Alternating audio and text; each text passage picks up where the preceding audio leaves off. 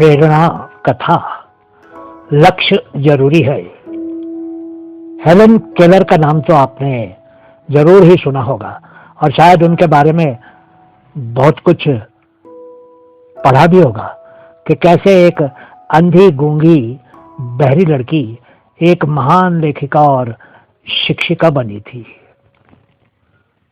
जब Helen Keller 19 महीने की थी तो इबोला नाम के एक रोग ने उनकी देखने और सुनने की क्षमता छीन ली थी।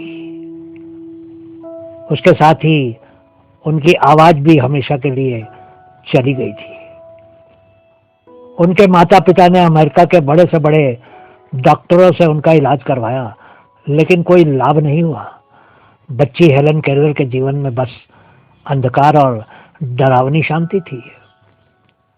हम उम्र बच्चों के साथ तालमेल न बैठ पाने के कारण वे चिड़चिड़ी होती हुई 7 वर्ष की होने पर उनके माता पिता ने अलेक्जेंडर ग्रैहम बेल की मदद से एनी सुलिवान नामक शिक्षिका को घर बुलाया।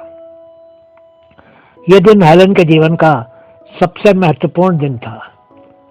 शिक्षिका ने एक बार इस बालिका का हाथ थामा तो फिर कभी नहीं छोड़ा। लेकिन अभी तो हेलन को अक्षर ज्ञान की आवश्यकता थी। उसके चिड़चिड़े स्वभाव के कारण उसे कुछ भी सिखाना संभव नहीं था। एनी के सामने पहली जरूरत उसकी चिढ़ पर जीत हासिल करना था। इसके लिए वे हेलन को लेकर एक बगीचे में रहने लगी। जल्द ही शिक्षिका के प्रेम के कारण उसकी चिढ़ गायब हो गई। एक दिन पानी का स्पर्श कराकर उन्होंने हेलन को उसकी शीतलता का एहसास कराया और उसकी पहचान जीवन के पहले शब्द वाटर से कराई और गले से उच्चारण कराकर चमत्कार कर दिया। फिर क्या था?